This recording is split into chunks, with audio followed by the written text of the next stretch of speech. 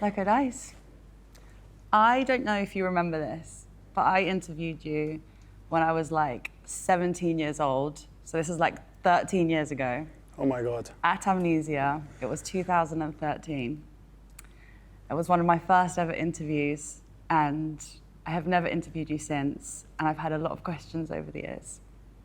You know, I remember that. Really? Yeah, I remember that. I remember that. And why I'm remembering it, it's funny because I just saw a clip, you know how it is. Sometimes you talk about things and I think this telephone is listening to you and it brings up something. Yeah. No, but I remember it.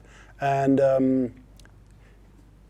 because we didn't do that many interviews back in the days. And I thought you from Amnesia. Yeah. Well, that's how it all started. And there's been, since then, so many times I've thought I would love to interview him again, because there's so much of your story that I don't know and would love to know, which is why we're here now.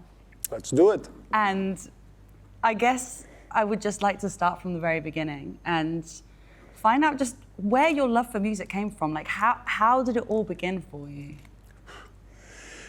I think the way I grew up with my family, I never thought this is going to be the thing for me. I had other admirations and dreams. For sure, not something with music. But I was infected with music without knowing. You know, I remember we go all the way to Tunisia every summer, and I hear in the radio, I grew up with Bob Marley, I grew up with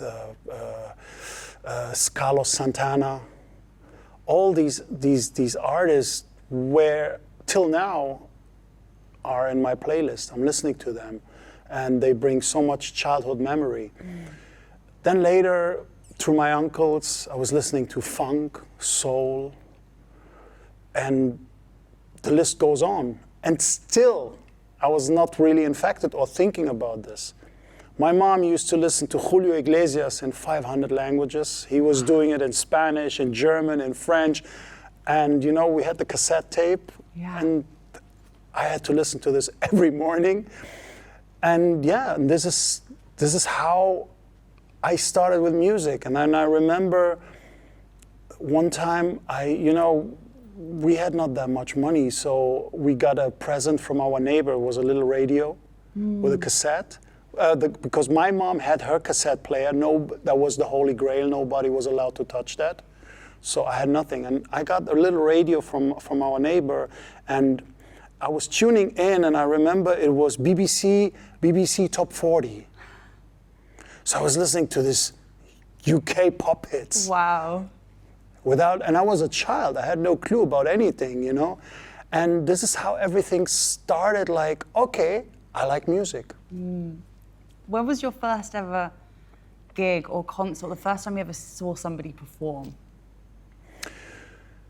It was Jimmy Cliff.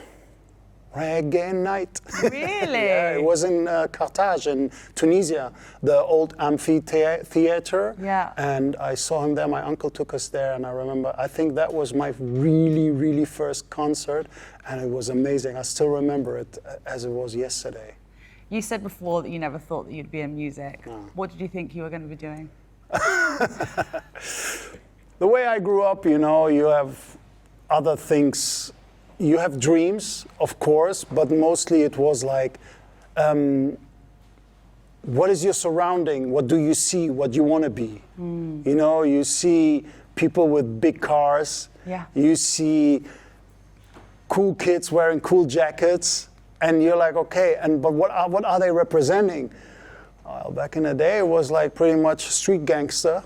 And you're like, this is the only possibility to have, you know? The way I grew up, there was not that many chances to become somebody, you know? Even though I'm a Tunisian boy, born and raised in Germany, I had my difficulties with the language, with the culture, with the place where I grew up, which was full of immigrant kids. And day one, it was struggling and hustling and surviving the day. But what do you want to be? Your mom, my mom always wanted, you're going to be a doctor, you're going to be a lawyer. Well, we need that education for that, you know, and being on a side, which we don't. We had other street dreams, I would call it, you know? So it was never. Later, I remember I always wanted to be a pilot. Really? Yeah, because, you know, when we fly all the summer to Tunisia, it was for me like, wow, freedom, you know? And what more? You flying, I was not even thinking about, actually, he's like a bus driver, a pilot, with all the respect. But it was kind of freedom, you know? And I remember going to, I don't know how to say it in English. You go to the center, the job center, Yes, and there job was center. there was no digital time there. There was this little folder where you pick it out and you see, okay, what do you need to be a pilot? And it stopped already in education. I'm okay, close, ciao. Never going to be a pilot in my life. So at what point did you think, I want to work in music? This is what I want to do. When was that and where was that? I think it came very late. It came very, very late. Because, like I said, I was always infected with music. And even though when I started to discover hip-hop music, and I started to act like a hip-hop kid, and not knowing what it is, we had no internet. So we had to really dig deep and find a way how, and maybe a friend had something or this. And I remember, like, I started to see with MTV, you started to see those videos, and those rappers reminded you to your neighborhood.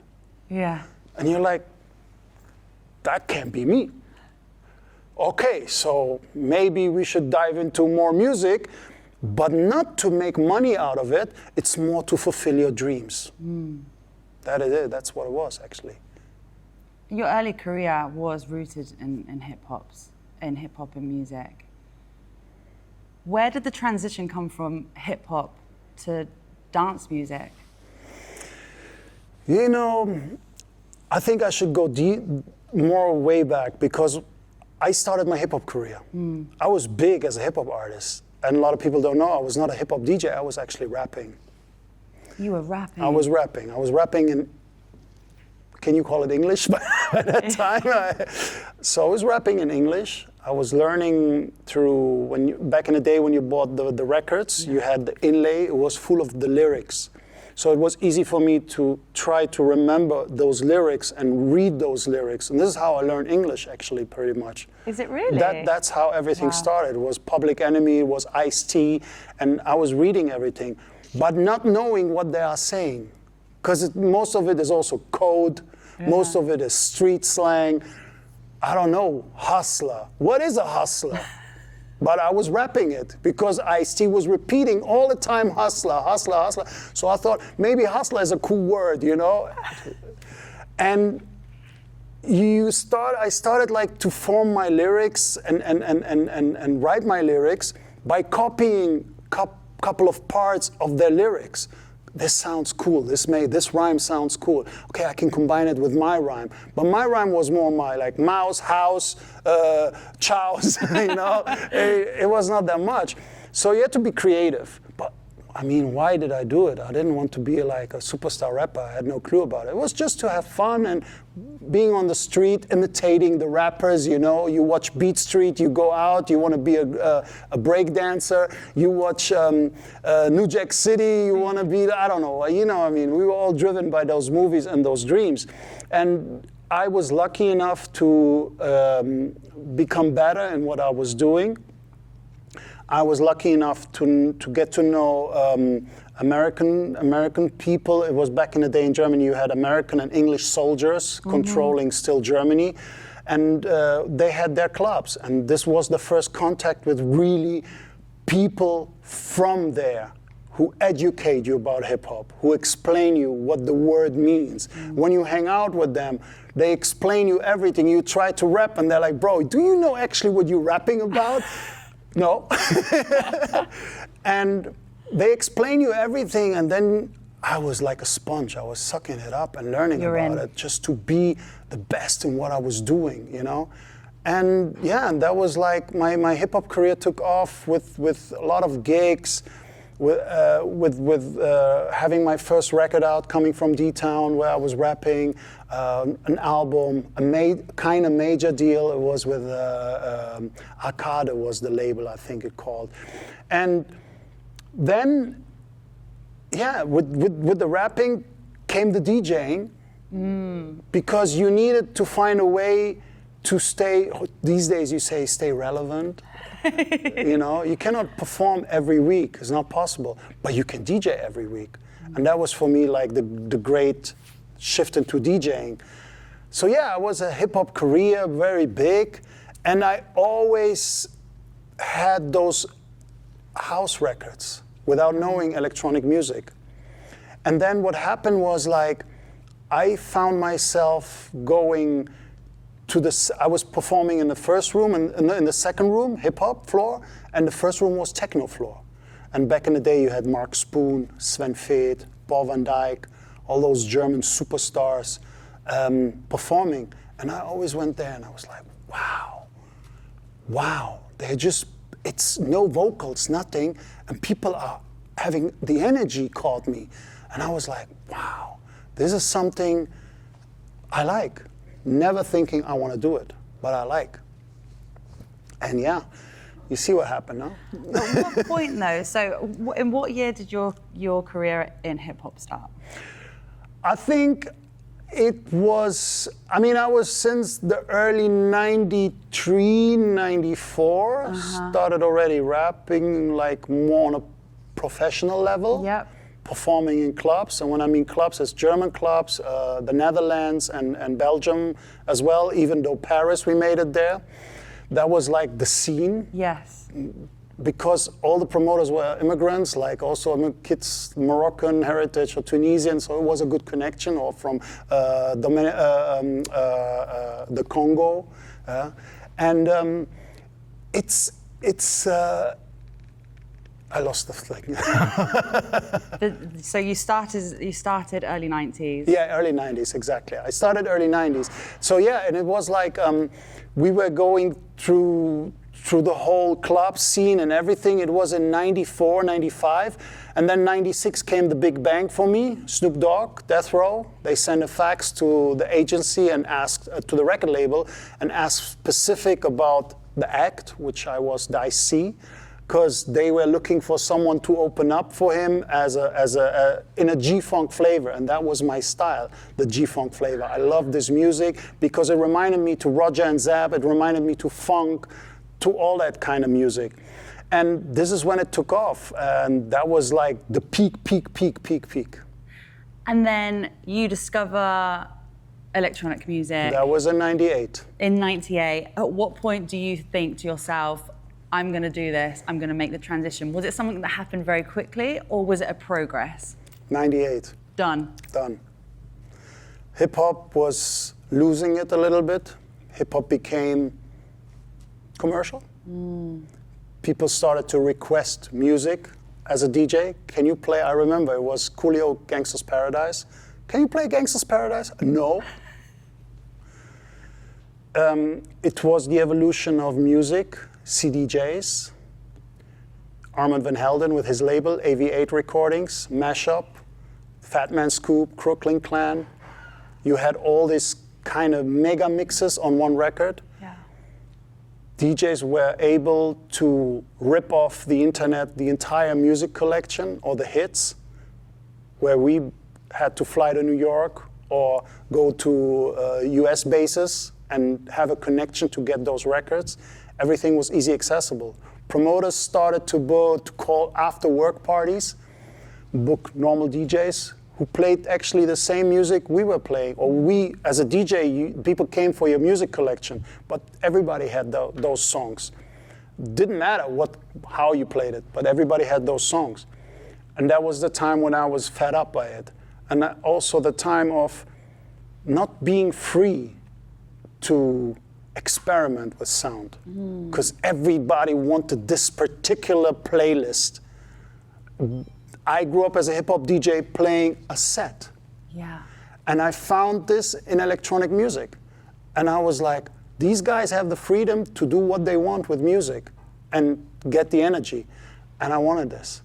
I wanted to experiment. I wanted to live produce. And that was in 98 where I was like, I started to play electronic music in my hip-hop sets. People started to boo and didn't like it at all. But I was like already infected. I'm like, I need to find a way out.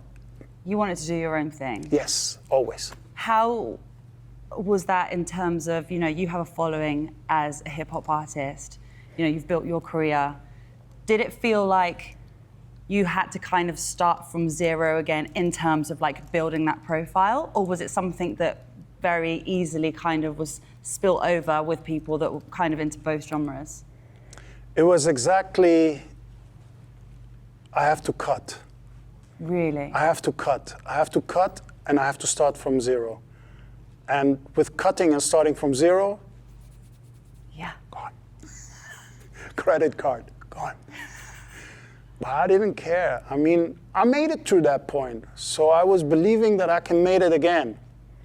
I was so infected by electronic music that I even forgot my hip hop roots. I wanted just to break out. But hip hop, I am hip hop. I couldn't just let it out. That's my culture. This is how I grew up. This is me. So I was lucky. There was this guy from a very famous magazine in Germany called Partisan, very famous. And they did this parties called Rave on Snow in Austria, like the snow bomb and like this kind of thing. But it was like way back in time. And they knew me because I was hanging with the electronic DJ artists like Hooligan, like Mark Spoon. And Mark Spoon, may he rest in peace, he was always somebody who said, he's gonna be one of us. He always said it. You're gonna be one of us. Really? I'm like, come on, man. It's not my music. Yes. He's like, what do you mean you're not your music? You're partying here with us. So I was even invited to his birthday parties at the legendary Dorian Gray in Frankfurt. And I still was not really infected, but infected. Yeah, and there where I started like to have my music ready, and I was ready to go. And Toby was his name from Partisan. He invited me to play at Rave on Snow. I'm like, okay, bro, but I'm not an electronic artist yet. I don't know if I can, I have some music. And he's like, no, I want that crossover. I want that. You're not gonna play in a club. You're gonna play open air, and you're gonna close that open air party. And I want you to play what you want to play. I'm like, dude, you never heard me. He's like, all right. And I knew I had the backup by the big DJs because they were my fans. They loved me. If it's Hooligan or Mark Spoon, I knew. So if I had them in my back, nothing can go wrong. I went there and I started playing hip hop. 1, 2, 3 records, and then I went over to, it was called French House back in the day, Filter House. Yes. I played a lot the X-Mix guys, if it's DJ Sneak, Armand Van Helden. I rocked that place. It was amazing. It was amazing. And I saw him looking at me and smiling. He's like, wow, okay, so that's it. Well, that was my first gig. It was, I think, in 98, yeah, 98. Where did the name Loco Dice come from? Dice is my nickname since I'm a young boy. It's not an artist name. Okay. It was always Dice. My grandfather, may he rest in peace, he used to play backgammon. And for him to play backgammon without that my grandmother was mad at him, she's like, okay, you go get the bread and take your son with you. So he took me and he's like, look, you're gonna be quiet. I give you here his dice, collect them, but don't say anything, So he played his game and then he brought the bread and where have you been so long? Buying the bread? I love that. That's so So I had like a huge collection, I had a dice in red and blue, purple, everything, glass, wood, all kind. So it was like shishbish, you call it in Arabic, shishbish. And my uncles found that word, it's a bit stupid. They're like, no, it's gotta be dice. Dice. And dice was there, dice. Loco came later. Loco was, a Spanish crazy. The way I was after I discovered electronic music and all that fun with the electronic music, I was raging a lot. I was going a little bit crazy here and there, because in hip hop you have to behave. It's a dangerous scene back in the day as well, And what happened then is like, it was this day I was at Space, the old Space Ibiza. Space Ibiza. Exactly. And the old Space Ibiza was run by also a German guy. Yeah. And the security was mainly Germans as well, German, Spanish.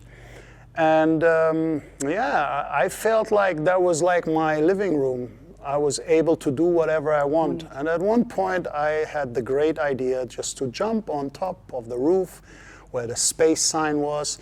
And I thought I can take the S maybe as a souvenir with me. Very dumb idea. And you know, when you see the videos of how Ibiza was, yeah, it makes sense. It can't come to that point without somebody stopping you, or these days, impossible. Yeah. And people like firing you up, the Manchester gang, yo mate, yeah. And you're like, yeah, of course I can do that. I'll steal the S. Yeah, I'm good, I can do that. I know the security, I'm good. Well, and then you see, I remember like the security, like shock. Like, Yeah. Hey, too loco, loco, and the other one, Dice, come down. Loco Dice, loco Dice. And yeah, somehow we kept talking about this, and I really needed a DJ name after Dice C, because I kept having hip-hop people coming to my parties and looking at me like, what the fuck are you doing? What is this? So it was confusion. And when the local promoter started to book me, they're like, yo, you need an artist name. I'm like, yeah, I remember. I'm Loco Dice. And that was it. And here he is. I want to talk a little bit about your sets as Loco Dice. You know, you're known for telling stories. How do you approach keeping the energy high, storytelling on the fly, and especially when you're doing sets that are so long?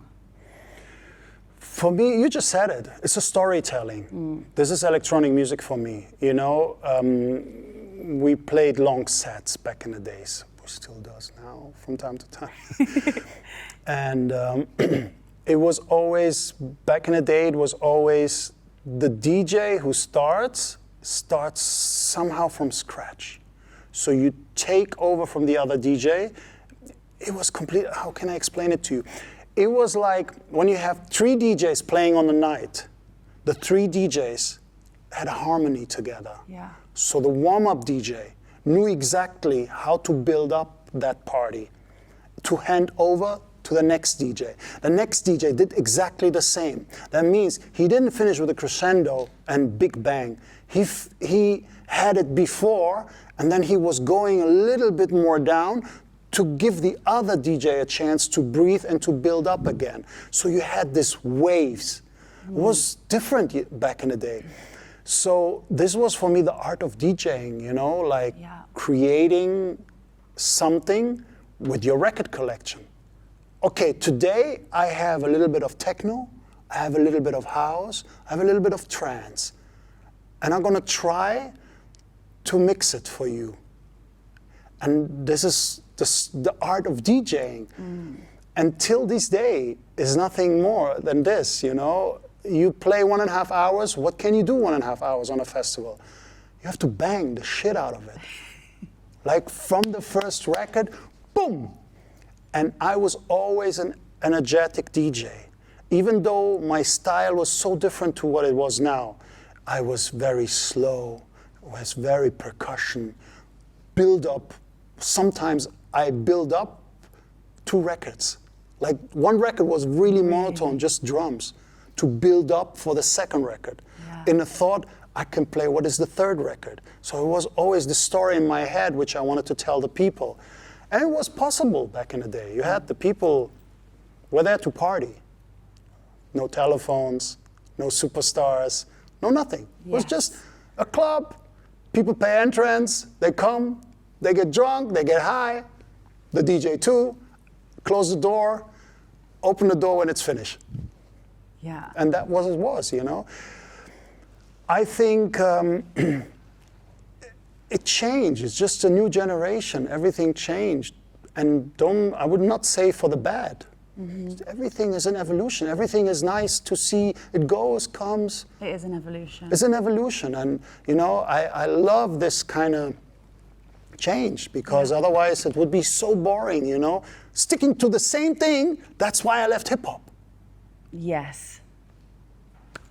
and now you have more of the, as you said before, the freedom to tell a story. Freedom. Speaking of storytelling, all of your albums have always told a story, and you've recently released Purple Jam, your 4th album. Congratulations. Thank you. I would love to know the story behind it. I'd love to know the idea behind it, and especially where the name came from as well. Purple Jam, I didn't want to do an album anymore. Album was done. Times change. Who does an album these days? Yeah. So for me, I was constantly doing music, producing music, and I was testing them. And like a lot of people know from my DJ colleagues know this, you know, I don't work with a playlist. I just have folders, and each track has a color. And this is how I just to remember, the color is a mood. Like for example, I have blue is a very minimalistic track. Red is a high peak track, fire. Orange I use housey or garagey or a little bit more happy. Green is the chunky track. And then I had the color purple. The color purple, normally in my DJ set, is a full vocal track. But in the studio, when I was labeling them with the colors, purple was the color which was for me like the only color which I can use to remind me this is the track. Because this could be like the final track, or the final loop, or the final something.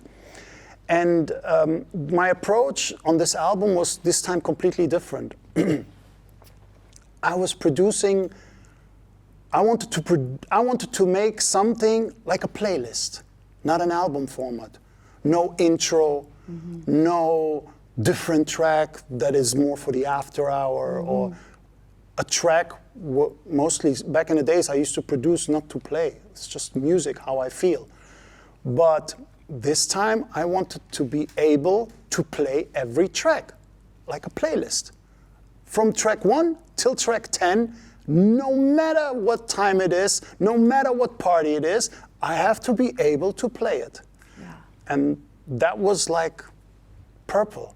And I was like, when it was time to name the album, I'm like, something with purple, but what? And then I remember, you know, when you're in the studio and you listen to the tracks, what are you jamming? So it was clear. I'm like, okay, that's Purple Jam. That's what it is. I love it. What a great story.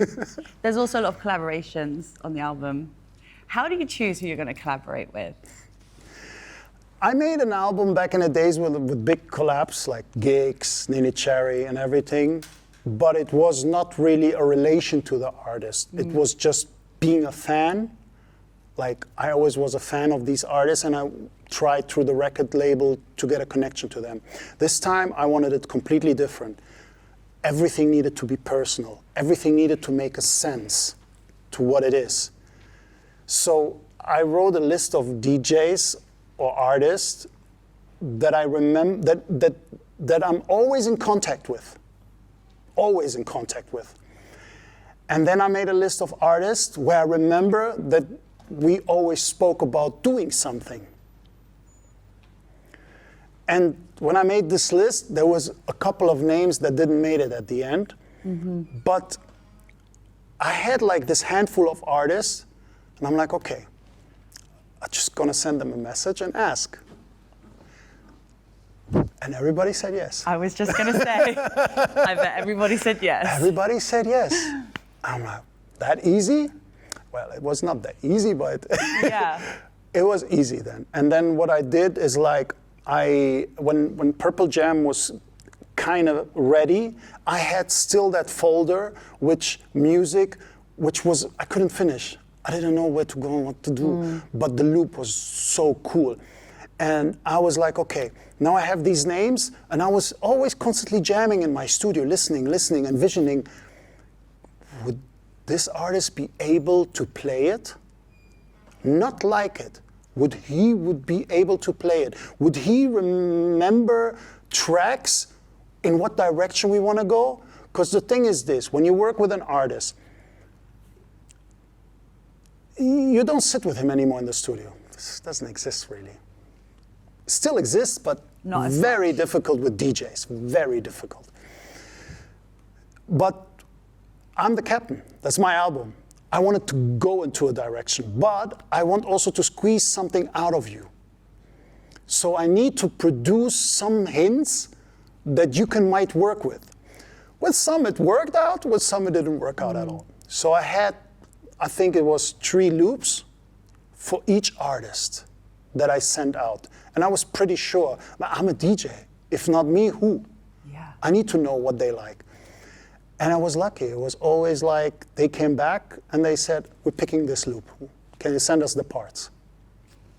And there we go. And here we go. Tell me about some of the collaborations. Who have you collaborated with on the album? Well, Carl Cox was on number 1. Yeah. Number 1. Why number 1? Because that's my DJ battling partner. I love Carl. And I have so much history with Carl Cox. I mean, hey, this big Carl Cox. Yeah. But to me, I'm a hip-hop kid. I didn't know who that was, you know? But it clicked between us right away from the first moment. He supported me a lot.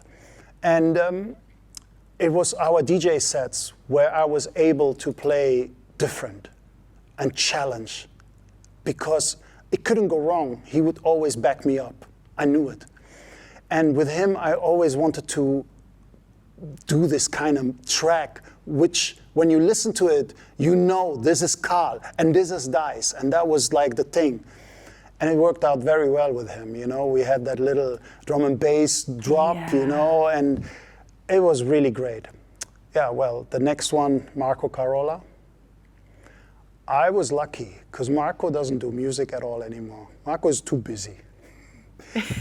I catch him in I think I send him the loops, and he normally does, even he's my best friend, he doesn't reply right away. Takes a while. Yeah, sometimes a day or 2. Sometimes it's very dry. That's Marco, you know. I know him so many years, you know. So he replied right away. Yeah. I send me the parts of this. I send him the parts, and I thought always, and I said to the team, I'm like, I think the most difficult person will be Marco, because Marco, moody, doesn't like sometimes things. Hey, I wake up the next day, that guy produced the track. You had it the next day.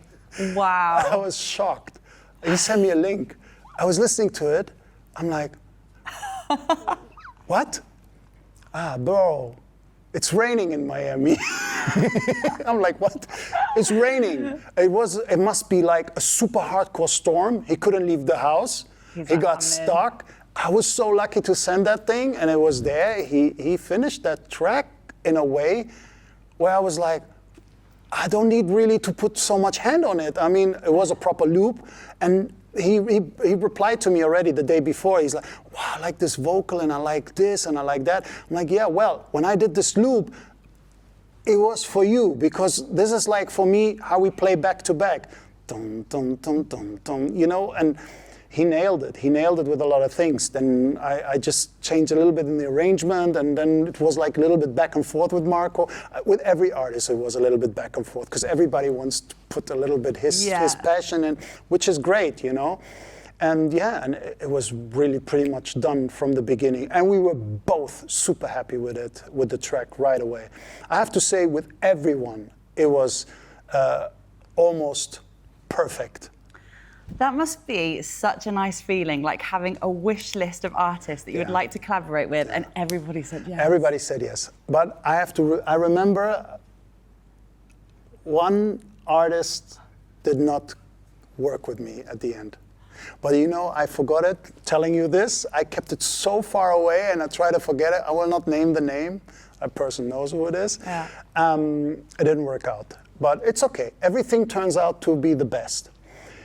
Then, yeah, I mean, who else I had? I had Skrillex. I love Sonny. Sonny came to me. I was DJing at Space Miami during pandemic. Yes. And he came to me, and we were vibing before. I'm a big fan of Sonny. Big fan. Huge fan. Like, when you tell me, who are you a fan of? It's Skrillex. Yeah. because for me, what he created with this sound and the DJing, the energy, where he comes from, what he is, wow. He is wow. That is Wow. the adjective Wow. to describe him. With all the respect to all my colleagues and everything, but because maybe I never DJ with him and I never have something to do, so it was like, I'm Yeah. your fan. I like it. And we were talking about, he's like, dude, let's play together. I'm like, yeah, man. It's like, send me music, and then we stayed in touch, you know? And I was always, in my mind, I'm like, I was a bit shy, because I'm not the best producer. I'm not good at all. But I wanted to ask him. And I asked him, he said yes. And yeah, with him was a little bit more back and forth, because Sonny is very busy. And also, a lot of things happen in that time, which is his personal thing. Everybody know what happened. He changed, and it was in that period. Yes. But we managed to finish everything. And I have to say, he was very supportive, even though we had our up and downs and where should it go, how it should be, and everything. Respectfully, he stood up and he finished that project with me. Even though it was a really turbulent and heavy time for him in that time, but he finished it. And for me, the most important thing is that he was happy, not doing me a favor. He was happy. And he's not the guy doing favors. He stands behind whatever he does. And Heavy Heart was just spot on. And we were talking a lot, and the first versions were completely different to what the end version was. And I think it was a phone call. Sonny does FaceTime. No matter where you are. It's like, ding, bro. Screw it. Yeah, call me later. Okay. Only FaceTime. And with Heavy Heart, it shifted to a direction. He changed a lot of things. So I was surprised, but it didn't feel awkward because I understood where he wanted to go. He wanted to create a transition between the old Loco Dice, the new Loco Dice, and where's Skrillex in between. And this is heavy-hearted. And a lot of friends of mine, when they heard the song, they're like, yeah, it reminds me to the Minimal Days in a way. It reminds me, but it's fresh, it's new. It's a piece of art.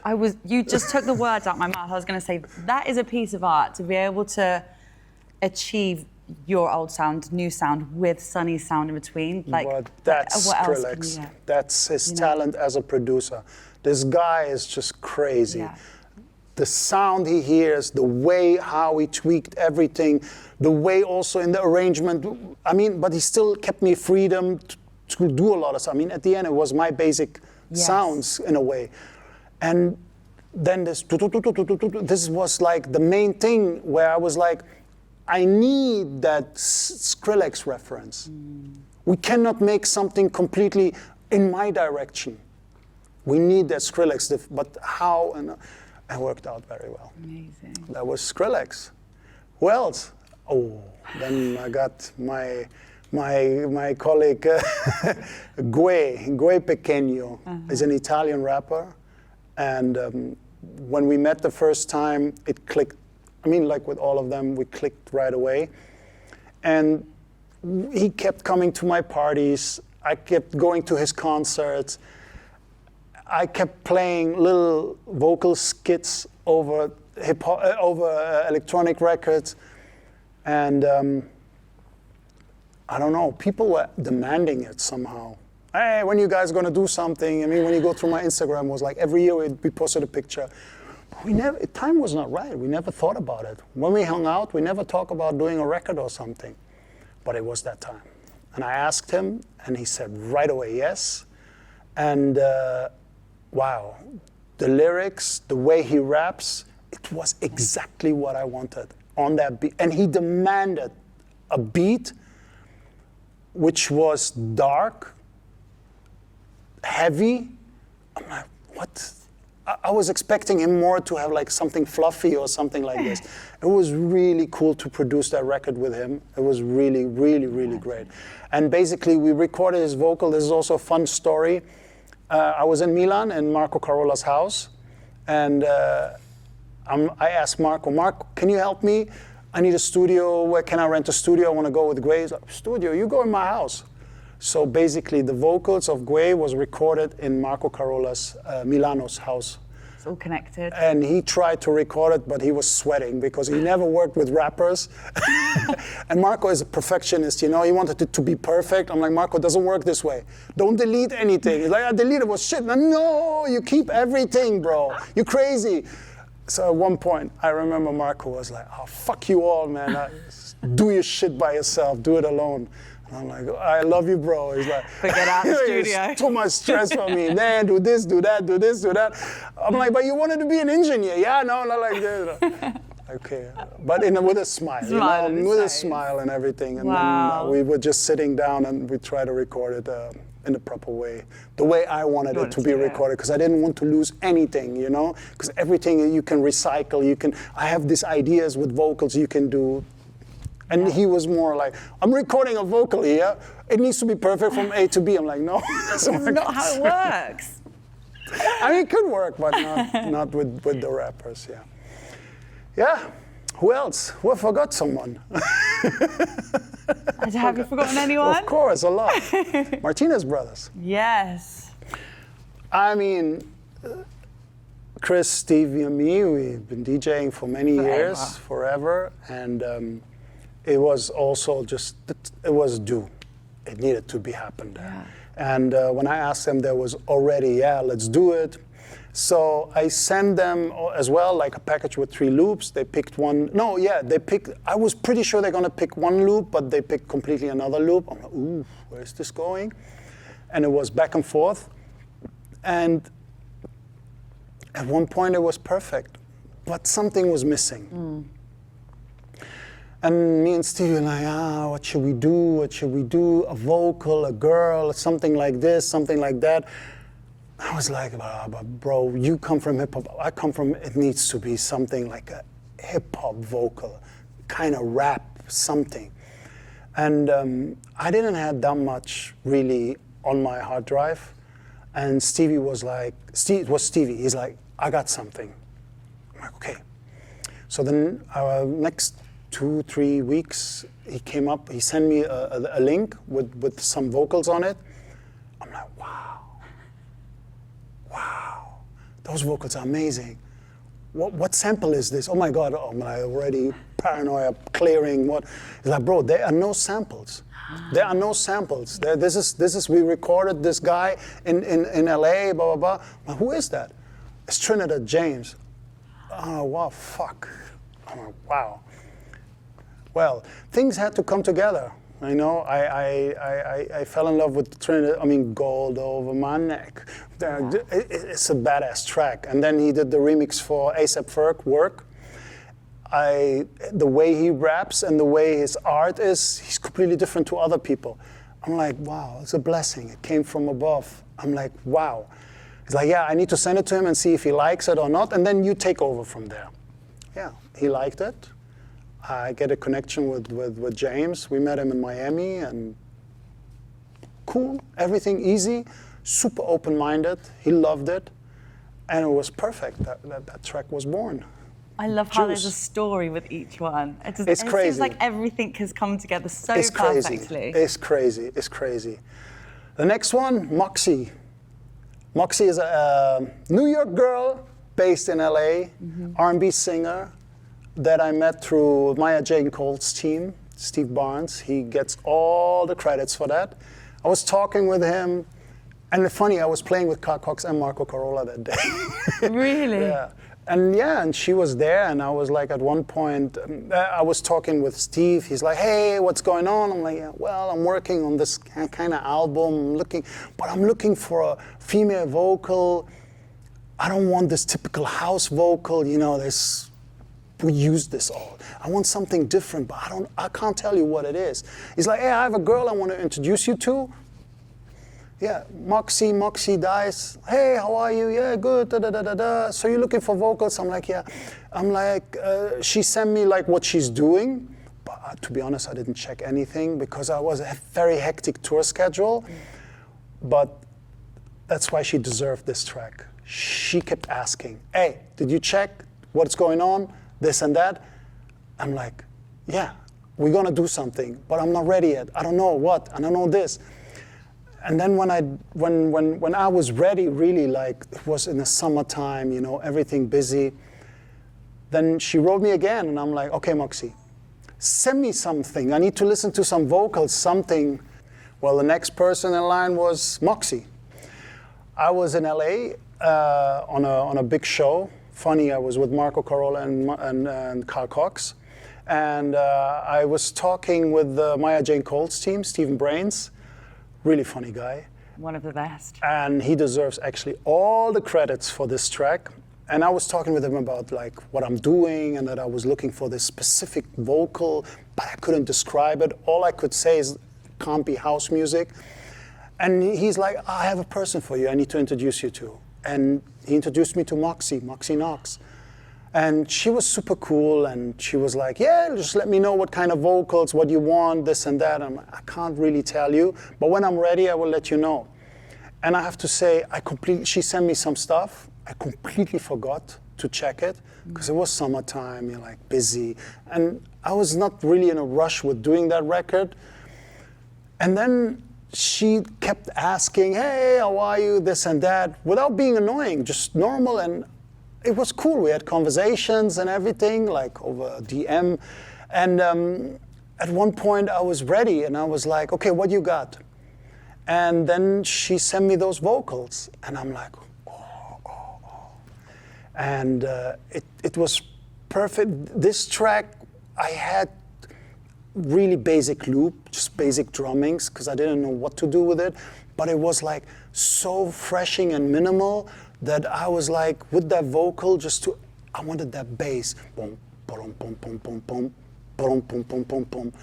And the rest was history. It was done very quick, very easy. I sent her the version, and she loved it. She loved it. And she even have an R&B version of it, which is amazing as well. But it's now for my album, so we don't know what's gonna happen. Yeah. Some tracks have different versions. We don't know what's gonna happen, but it was perfect. Next one was Haftbefehl, a German rapper, good friend of mine. We know each other for quite a long time. Mm-hmm. And I have to say, also, I'm his biggest fan. I love the way he raps. The way he raps is how I grew up, how we talk on the street. And we always wanted to do something together, but he's not a normal rapper. He's very different. Yeah. The way he raps, the way he puts his voice in. And it was a time also very hard to catch. And I remember I did this track and I could vision him on this break and on those parts. And I sent it to him, and I was also expecting nothing gonna come back. And a week later, he was in Dubai, and he recorded the vocals. He's like, I have time, I'm here just on holiday, and I loved it. He recorded the vocals, and it was perfect. So all I needed to do is like to rearrange the vocals, chop them a little bit in a way to fit them into the track, send it back to him, nothing to change. Perfect, done. Next one is a graffiti crew, One Up crew. I know the One Up crew also for quite a long time. They were always my guests, especially in Miami when it was Art Basel. They're wild. They're crazy guys. I mean, they're a graffiti gang. Yeah. And they love music, if it's hip hop or this. And I always had a great time with them. And I had the idea to do something with them, but I didn't know how, because they're not rappers. But I had this vision like having them and make a chaotic track. And I had this track, I called it Designer Kits. It was so funny, called Designer Kits. And it was a very stripped down, minimal track. And I had this idea of having these voices over this track. So yeah, I went to Berlin. I got the studio from my tour manager, Ben. And loaded them all in. And they're like, what are we gonna do? Blah, blah, blah, blah. And I'm like, yeah, just take the mic. Here's the mic. Just say something. And yeah, we were drinking and first take. I think after take 521, really? We finished. And I was like, oh, it's gonna be a lot of work for me to let's go through those vocals. But it was exactly what I wanted. And I was guiding them, hey, can you say this or can you say that? And they did it. It was really great. Wow. Really great. You must have had so much fun making this album. Yes. A lot. Yes, A I lot. loved the whole time being in the studio doing it, especially when it came to a point where I was feeling we're going into an album direction. The last thing that I wanted to touch upon was obviously we're in 2025, you know, digital era. People that listen to music, especially younger generation, as we know, have a shorter attention span now, but that's just down to, you know, DJs having much shorter DJ sets and a lot of younger people just going to festivals and just hearing, you know, these high energy sets rather than a resident DJ that kind of takes you through the journey that we were talking about earlier on today. So what was your thought process behind releasing this album on vinyl as well? You know, it's like fashion, or like music, everything is in circle. So everything comes back at one point. The approach on the album was, like I told you before, I wanted to be able to play everything. But this time I was producing and arranging a little bit different. I was test piloting this kind of thing in a way. So I was going like, you know, when we were at the football club or something, I'm always in touch with kids, younger generation. So I kept playing their music, you know, and also from my neighbors, the kids or something, just playing them the music. How do you like this track? And I understood that the build-up was too long. Kids were like on their phone or talking to, like something is wrong here. Okay, wait a minute. I tried to analyze how do the DJs actually play? Do they really need that long build-up? No, everybody is actually going to everybody's prepared. They go on the cue point. They have their 2 bars of loop running, and they start from there. Even myself, I'm like, okay, why do we produce 8-minute tracks when at the end we need only 3 minutes, 4 minutes? Why do we produce these 8-minute tracks when Spotify is not benefiting us for this? Because in the playlist you have to be a 3-minute, and cutting radio versions, cutting this. I'm like, you know what? I have to find a good way in between, that I shorten my tracks, that I come faster to the point, to the breakdown, and having maybe just 1 breakdown, not 2 breakdowns. And that was the whole analyzing, checking, playing, showing, playing, performing, until I found the way, this is the right size of it. The vinyl thing is, I come from vinyl. Yeah. I just started with digital music not long ago, but yeah, long ago. When I moved to New York, it was time to go digital. You couldn't play vinyl anymore because vinyl DJs needed a better setup. It was difficult. You go on festivals. Now these days, when you play vinyl and the record skips, people booing at you. Doesn't make sense. The sound system is so powerful. So it's a digital world. But hey, I'm hip hop. And I played vinyl. And I still can play vinyl. Yeah. And I thought, bringing this new generation, my job as well, is to bring them back how we started. I know that a lot of people will not play this vinyl, but a lot of people need to have this vinyl. So what do? So I had the idea, the Purple Jam, the liquid, that we have to produce a vinyl which is liquidy, which is a piece of art, with the cover, with everything, that the people, not for playing, here. You have an album these days, where is your album? Over here on my phone. Here's my album. And the label loved the idea so much that they said, okay, beside this liquid, we do a purple